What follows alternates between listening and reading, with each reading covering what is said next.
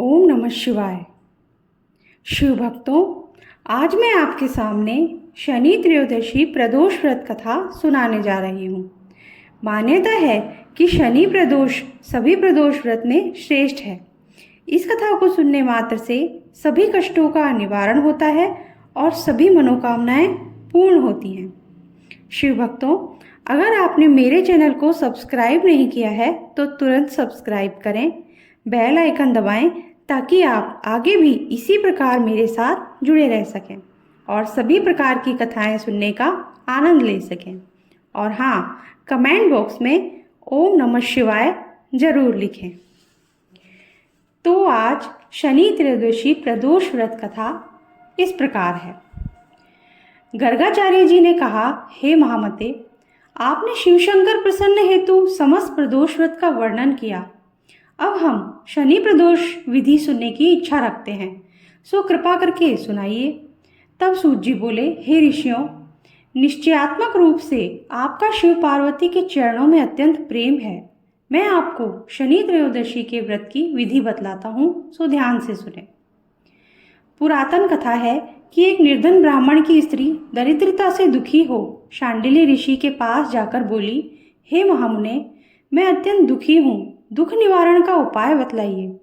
मेरे दोनों पुत्र आपकी शरण में हैं। मेरे ज्येष्ठ पुत्र का नाम धर्म, जो कि राजपुत्र है, और लघु का नाम शुचिव्रत है। हम दरिद्री हैं, आप ही हमारा उद्धार कर सकते हैं। इतनी बात सुन ऋषि ने शिव प्रदोष व्रत करने के लिए कहा। तीनों प्राणी प्रदोष व्रत करने लगे।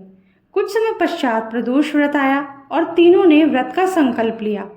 छोटा लड़का, जिसका नाम शुचिव्रत था, एक तालाब पर स्नान करने को गया तो उसे मार्ग में स्वर्ण कलश धन से भरपूर मिला। उसको लेकर वह घर आया। प्रसन्न होकर माता से कहा कि माँ, यह धन मार्ग में प्राप्त हुआ है। माता ने धन देखकर शिव महिमा का वर्णन किया।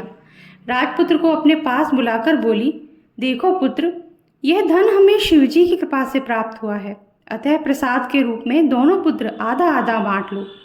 माता का वचन सुनकर राजपुत्र ने शिव पार्वती का ध्यान किया और बोला, पूज्य, यह धन आपके पुत्र का है, मैं इसका अधिकारी नहीं हूँ। मुझे शंकर भगवान और माता पार्वती जब देंगे तब लूँगा। इतना कहकर वे राजपुत्र शंकर जी की पूजा में लग गया। एक दिन दोनों भाइयों का प्रदेश भ्रमण का विचार हुआ। वहाँ अनेक गंधर्व कन्याओं को क्रीड़ा करते हुए देखा। उन्हें देख शुचिव्रत ने कहा, भैया, अब हमें इससे आगे नहीं जाना चाहिए। इतना कहकर शुचिव्रत उसी स्थान पर बैठ गया, परंतु राजपुत्र अकेला ही स्त्रियों के बीच में जा पहुंचा। वहां एक स्त्री अति सुंदरी राजकुमार को देखकर मोहित हो गई और राजकुमार के पास पहुंचकर कहने लगी, हे सखियों, इस वन के समीप ही जो दूसरा वन है, तुम वहां जाकर देखो। भांति भांति के पुष्प खिले हैं, बड़ा सुहावना समय है। उसकी शोभा देखकर आओ। मैं यहाँ बैठी हूँ, मेरे पैर में बहुत पीड़ा है।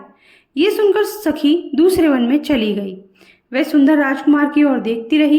इधर राजकुमार भी कामुक दृष्टि से निहारने लगा। युवती बोली, आप कहाँ रहते हैं? वन में कैसे पधारे? किस राजा के पुत्र हैं? क्या नाम है? राजकुमार बोला, मैं विदर्भ नरेश का पुत्र हूँ। आप अपना परिचय दें। युवती बोली, मैं विद्रविक नामक गंधर्व की पुत्री हूँ। मेरा नाम अंशुमती है। मैंने आपकी मन स्थिति को जान लिया है कि आप मुझ पर मोहित हैं।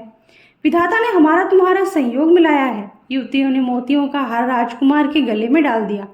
राजकुमार हार स्वीकार करते हुए बोला, हे भद्रे, मैंने आपका प्रेमोपहार स्वीकार कर लिया है, परंतु मैं निर्धन हूँ। राजकुमार के इन वचनों को सुनकर गंधर्व कन्या बोली, मैं जैसा कह चुकी हूँ वैसा ही करूँगी। अब आप अपने घर जाएं। इतना कहकर गंधर्व कन्या सखियों से जा मिली। घर जाकर राजकुमार ने शुचिव्रत को सारा वृत्तांत कह सुनाया। जब तीसरा दिन आया तो वह राजपुत्र शुचिव्रत को लेकर उसी वन में जा पहुंचा। वहीं गंधर्व राज अपनी कन्या को लेकर आ पहुंचा।